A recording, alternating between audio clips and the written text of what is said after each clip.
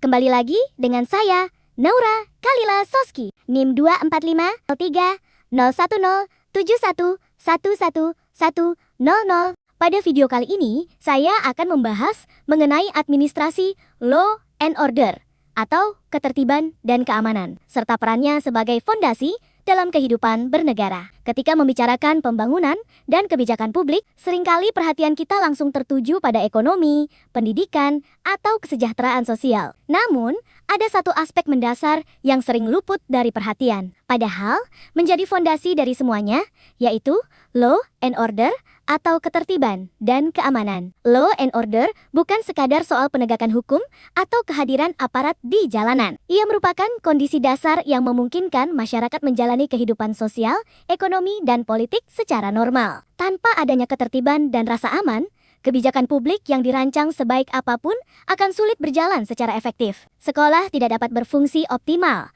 aktivitas ekonomi terganggu, dan kepercayaan masyarakat terhadap negara pun menurun. Dalam konteks administrasi negara, law and order adalah tanggung jawab negara yang bersifat menyeluruh. Negara tidak hanya bertugas membuat aturan, tetapi juga memastikan bahwa aturan tersebut dapat ditegakkan secara adil dan konsisten. Inilah mengapa administrasi law and order menjadi bagian penting dari sistem pemerintahan, karena ia menjembatani antara hukum yang tertulis dan realitas yang dihadapi masyarakat sehari-hari. Pengalaman di berbagai negara, termasuk Indonesia, menunjukkan bahwa gangguan terhadap ketertiban seringkali berdampak luas. Demonstrasi yang berujung kekerasan, konflik sosial, atau ketegangan politik bukan hanya persoalan keamanan semata, tetapi juga tantangan administrasi. Negara dituntut untuk menjaga ketertiban tanpa mengabaikan hak-hak warga negara, serta menegakkan hukum tanpa menciptakan ketakutan. Disinilah terlihat bahwa law and order tidak bisa dipahami hanya sebagai soal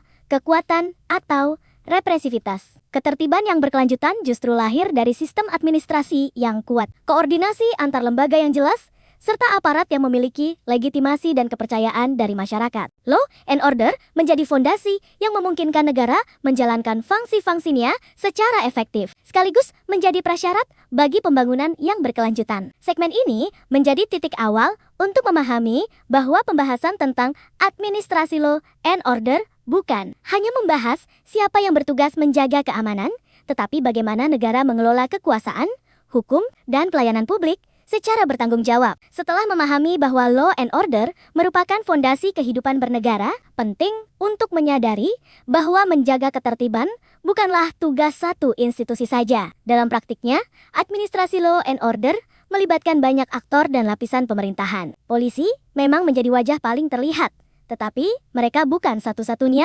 pihak yang bertanggung jawab. Dalam perspektif administrasi negara, law and order adalah hasil dari koordinasi antara berbagai lembaga, pemerintah pusat, pemerintah daerah, aparat keamanan, hingga pejabat administrasi memiliki peran masing-masing. Ketertiban tidak hanya ditegakkan melalui patroli atau penindakan, tetapi juga melalui perencanaan, pengambilan keputusan, dan pengelolaan kewenangan yang jelas. Pengalaman menunjukkan bahwa banyak persoalan ketertiban muncul bukan karena kurangnya aparat, melainkan karena lemahnya koordinasi dan pembagian peran. Ketika kewenangan tumpang tindih atau komunikasi antar lembaga tidak berjalan baik, respons negara menjadi lambat dan tidak efektif. Situasi ini justru dapat memperbesar konflik dan memperlemah kepercayaan masyarakat. Di Indonesia, penanganan law and order seringkali melibatkan berbagai institusi secara bersamaan. Dalam situasi tertentu, pemerintah daerah berperan penting dalam menjaga stabilitas sosial. Sementara aparat keamanan bertugas memastikan penegakan hukum berjalan. Tantangannya adalah bagaimana semua pihak tersebut dapat bekerja dalam satu kerangka administrasi yang terkoordinasi, bukan berjalan sendiri-sendiri. Hal ini menunjukkan bahwa law and order bukan sekadar persoalan teknis keamanan, tetapi persoalan tata kelola. Ketertiban yang berkelanjutan hanya dapat tercapai ketika negara mampu mengelola hubungan antar lembaga secara efektif, menetapkan batas kewenangan yang jelas, dan memastikan setiap aktor memahami perannya. Dengan demikian, administrasi law and order menjadi cerminan dari kualitas pemerintahan itu sendiri. Namun, memahami siapa saja yang terlibat dalam administrasi law and order saja belum cukup. Persoalan yang lebih mendasar justru muncul ketika berbagai aktor dan lembaga tersebut harus bekerja bersama dalam satu sistem. Di titik inilah, cara hubungan dan kewenangan antar lembaga diatur menjadi sangat menentukan. Setelah melihat bahwa law and order melibatkan banyak aktor dan lembaga. Persoalan berikutnya adalah bagaimana hubungan antar aktor tersebut diatur. Disinilah muncul berbagai masalah struktural dalam administrasi law and order yang seringkali menghambat efektivitas negara dalam menjaga ketertiban. Salah satu masalah utama adalah tumpang tindih kewenangan. Ketika lebih dari satu lembaga memiliki peran dalam menjaga ketertiban, batas tugas yang tidak jelas dapat menimbulkan kebingungan di lapangan. Dalam situasi tertentu, aparat menunggu instruksi dari pihak lain, sementara kondisi di masyarakat menuntut respons yang cepat. Akibatnya, penanganan menjadi lambat dan tidak tepat sasaran. Masalah struktural juga berkaitan dengan rantai komando. Ketika pengambilan keputusan tersebar di berbagai level pemerintahan, koordinasi menjadi semakin rumit. Aparat di lapangan sering berada di posisi sulit, harus menyeimbangkan antara perintah administratif, tekanan politik, dan situasi nyata yang berkembang dengan cepat. Kondisi ini tidak hanya memengaruhi efektivitas penegakan hukum, tetapi juga memperbesar risiko kesalahan dalam bertindak. Selain itu, politisasi aparat menjadi tantangan serius dalam administrasi law and order. Ketika aparat keamanan dipengaruhi oleh kepentingan politik, netralitas dan profesionalisme menjadi terancam. Penegakan hukum berpotensi dipersepsikan tidak adil, sehingga kepercayaan masyarakat terhadap negara semakin menurun. Dalam jangka panjang, kondisi ini dapat melemahkan legitimasi negara dalam menjaga ketertiban. Pengalaman di berbagai konteks, termasuk Indonesia, menunjukkan bahwa masalah struktural ini seringkali berulang, bukan karena kurangnya aturan, melainkan karena struktur administrasi yang belum sepenuhnya mampu mengelola kompleksitas law and order. Tanpa pembenahan struktur dan kejelasan kewenangan, upaya menjaga ketertiban akan terus berhadapan dengan hambatan yang sama.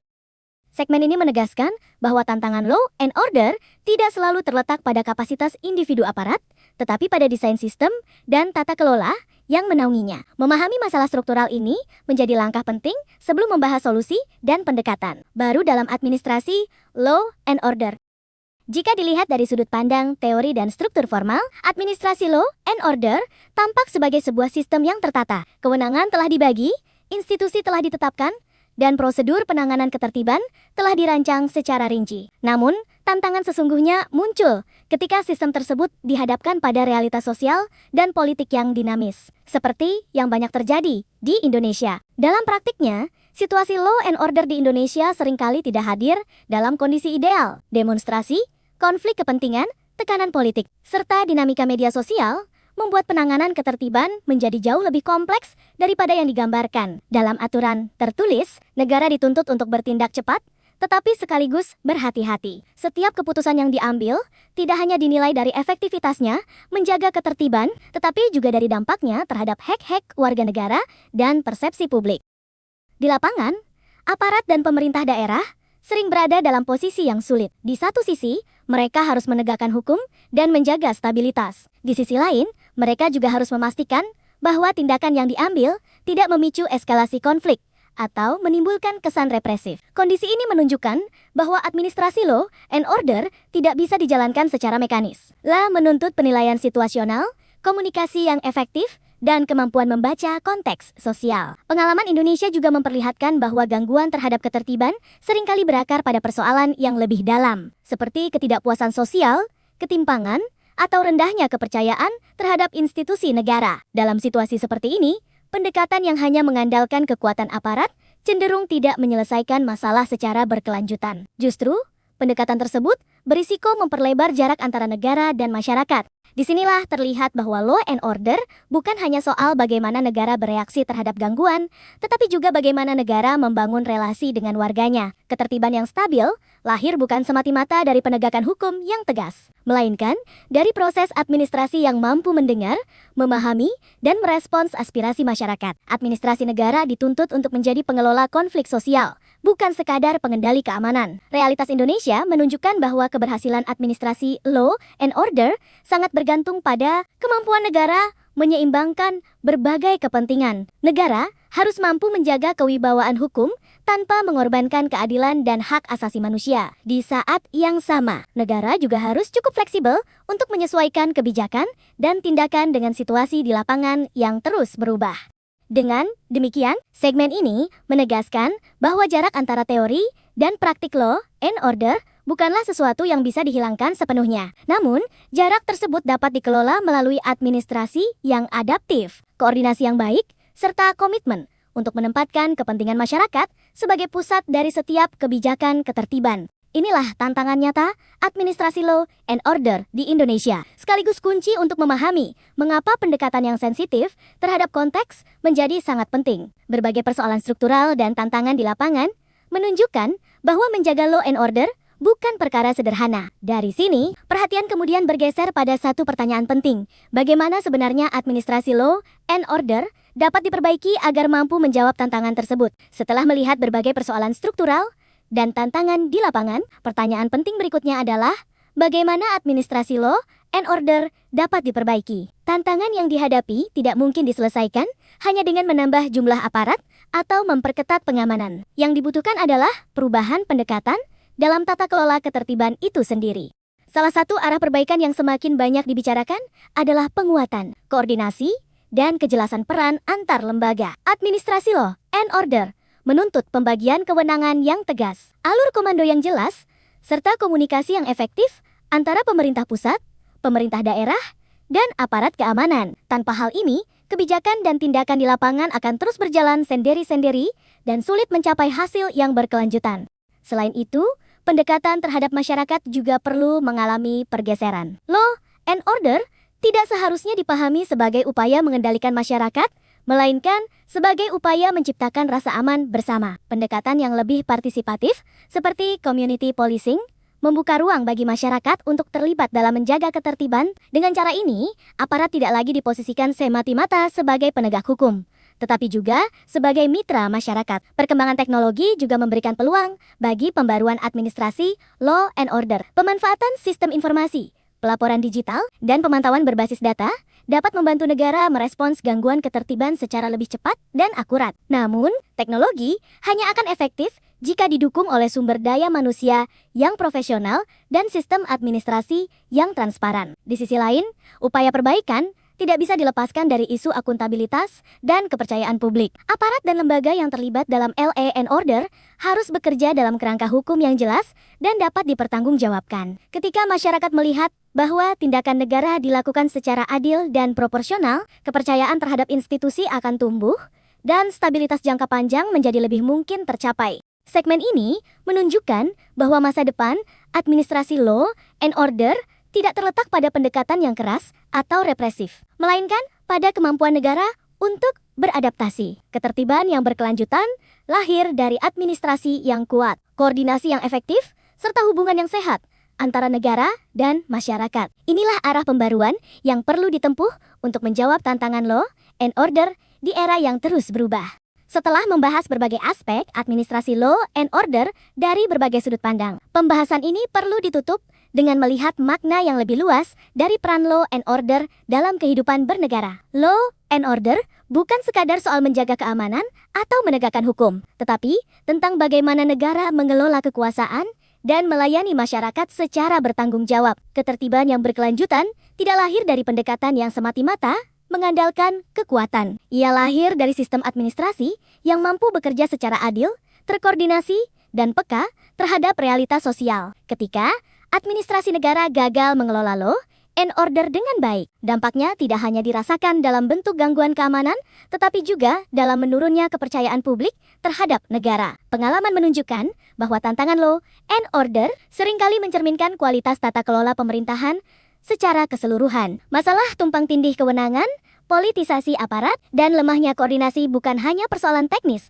melainkan persoalan administratif dan institusional. Oleh karena itu, pembenahan law and order tidak bisa dilepaskan dari upaya memperkuat sistem administrasi negara itu sendiri.